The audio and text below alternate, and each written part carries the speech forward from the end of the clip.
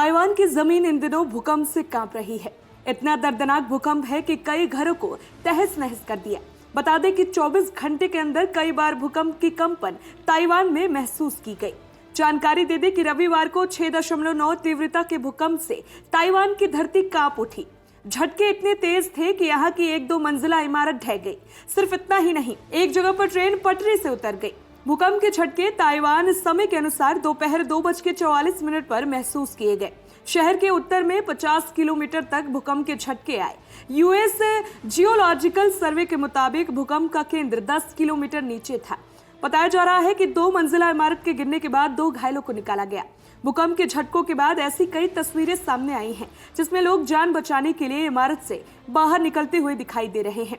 24 घंटे में ताइवान की धरती एक बार नहीं, 10 बार नहीं, बल्कि पूरे 100 बार कांपी है। ताइवान में रविवार को भूकंप के एक बार फिर से तेज झटके महसूस किए गए हैं। भूकंप की तीव्रता रेक्टर स्केल पर 7.2 मापी गई है। दरअसल ताइवान से 85 किलोमीटर पूर्व में दोपहर करीब 12:14 पर यह भूकंप महसूस किया गया। वहीं ताइवान के तट पर आए 7.2 तीव्रता के भूकंप के बाद जापान के सुनामी की चेतावनी जारी कर दी गई है। झटके इतने तेज थे कि इलाके में रह रहे लोगों के घरों का सामान नीचे गिर गया। इलाके में कई मकानों को क्षति पहुंची है। भूकंप से लोगों में अफरा तफरी मच गई और सभी अपने घरों से जान बचाने के लिए बाहर भाग गए। इलाके के आसपास कई जगहों पर सार्वजनिक इंफ्रा को भी काफी नुकसान हुआ है। सड़कों पर दरार आ गई है, एक ब्रिज भी टूट गया है। ताइवान रेलवे प्रशासन ने कहा है कि हुआलियन और टाइटुंग को जोड़ने वाली रेल सेवा को अस्थायी रूप से निलंबित कर दिया गया है और सुरक्षा जांच होने तक 5 अलग ज्यादा गति वाली रेल सेवा स्थगित कर दी गई है। इलाके में पुलिस और प्रशासन लोगों की मदद करने में लगे हुए हैं। इस भीषण आपदा के बाद इलाके में सुरक्षा कर्मियों को तैनात कर दिया गया है। एजेंसी ने बताया है कि भूकंप के बाद इलाके में चीखम चिल्ली मच गई थी। लोग घरों से बाहर की ओर दौड़े। गनीमत तो ये रही है कि इस भूकंप में किसी के हताहत होने की खबर नहीं मिली है। उन्होंने बताया है कि भूकंप के चलते दक्षिणी काओशुंग शहर में मेट्रो सिस्टम काफी देर तक प्रभावित रहा। ताइवान रेलवे प्रशासन की हुलियन और टाइतुंग को जोड़ने वाली ट्रेनों को अस्थायी रूप से रोक दिया गया है।